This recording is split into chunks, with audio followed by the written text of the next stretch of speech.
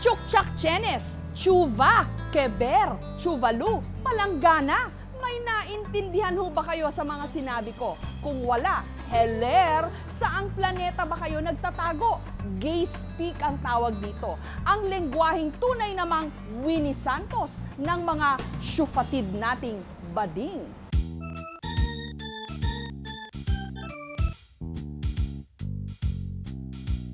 Kaya nag-bench na ng peso it is standard cut. Witches pa, unya-unya na yan. Ano daw? Latest chika. Danaya, ano ba yung chika na yon? Chika na yung mga kemilatik na yon? Ane? Teka, anong chika ito? Bagong Korean novela?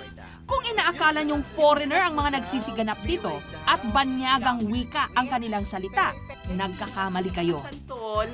Gay speak ang tawag dito, salitang bading. At para sa marami, tila secret language ng mga miyembro ng third sex. Nagiging colorful, kaya ang mga tao mas gusto nilang makichika sa mga bading dahil very colorful. Fabulous.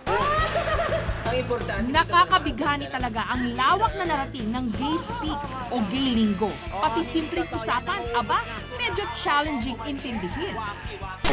Charot. Chika, chenes at chuva. Ilan lamang sa mga salitang pinasikat ng mga bading. Mabulaklak na salitang nagbibigay kulay ngayon sa buhay Pinoy. Tekla, si Chuvanes. Akalain nyo bang nahahawa pati ang mga maton? Si Chris Florentino alias Chris Bolado, siga ng tondo, matipuno, guwapo, pero pagbuka ng kanyang bibig, namumutawi ang salitang bading. Jortista ng Akis. 10 taon na raw siyang bihasa sa gay speak at marami ang nagsasabi, bading na bading raw ang tabas ng kanyang bibig. Pinag-aralan ko na rin kasi pag nagkikita-kita, ganun ang mga lingwahe nila, mga kamustatra, ang sasalita ng kamusta, di echos, kamusta ang native. Dalang tatlo. Ang kanyang asawa at 4 na anak, patunay raw na isa siyang ginoong romansa.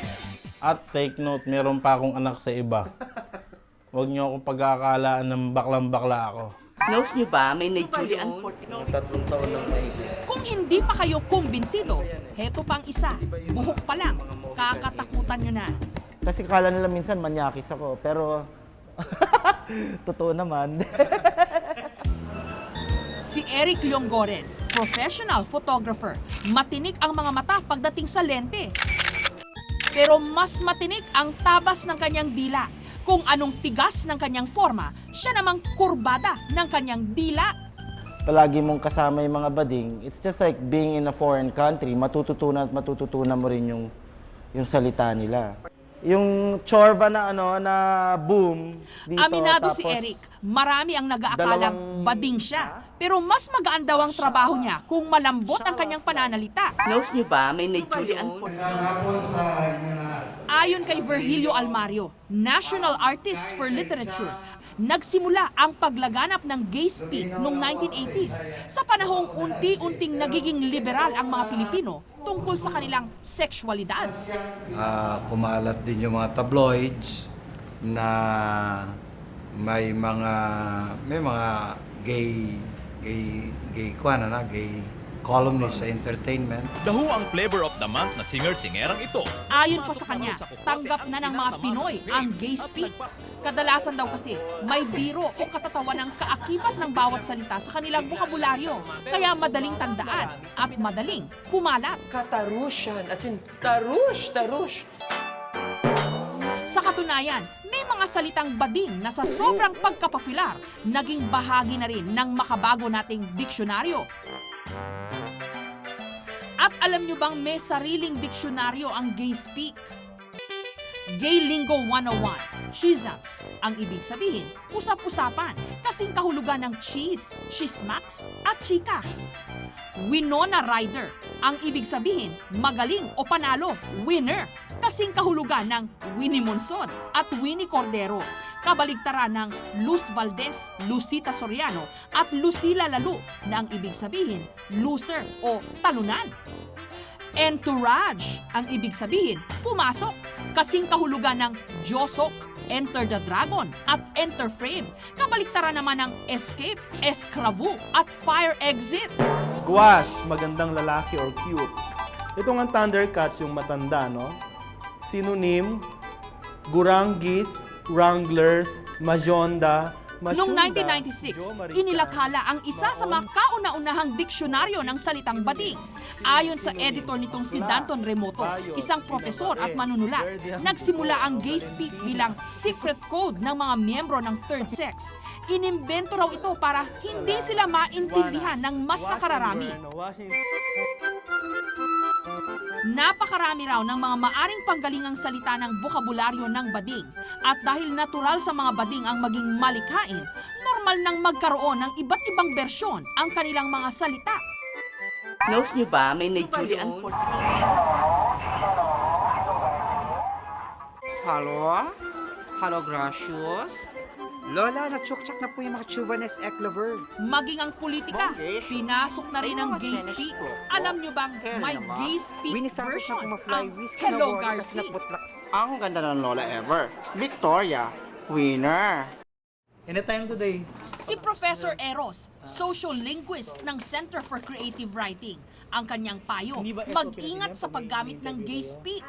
May lugar at panahon daw kasi itong binabagayan. May mga hinihingin pamantayan ng lipunan. Let's say, pa nag-apply ka ng trabaho, gumawa ka ng letter, of course, yung so-called formal language or yung academic language or business language yung hinihingi sa'yo. Sa kabila nito, tila pilit niyayakap maging na mga classic na dula ang salitang bading. Tita, pagdating ko, nagsasalpo ka na ever yung mga boylet. Nung nakaraang buwan, umentourage ang gay speak sa entablado sa produksyong Romeo at Juliet na Pinoy version ng obra ni Shakespeare na Romeo and Juliet ng tanghalang Pilipino sa CCP. Bumida ang gay speak. Pero mas tight niyang sarili lang niya ang kanyang chikahin, kaya quiet na lang ang catch at dinedmak na lang. Oo, may puso at saka may creativity. Ang yun yung exciting dun kasi nagtra-transform siya, nag-i-evolve. Knows nyo ba, may Nigerian When we roll it out to them, huwag naman masyadong Trayola Khomeini. Maging sa corporate world o ang mundo ng mga nakakurbata, in na rin ang lingwaheng ito. Madali sabihin, saka mas dynamic yung meaning. Pwede kang gumawa ng sarili mong term for a lot of things. Kaya bago pa lumalim ang usapan, balikan na natin ang unang eksena natin at alamin ang tunay nitong ibig sabihin. Kaya nag-benchi na lang peso it is Thundercat. Witches pa, unya-unya na yan. Ano daw? Latest chika. Danaya, ano ba yung chika na yon? Chika na yung mga kemilatik na yon? Anen? Ano ba yung chika na yon? Susunod, dito sa Libog Elementary School sa Maasin, Leyte. Kulang ang mga classroom, kaya't ang lesson ni Ma'am sa ilalim ng mga puno.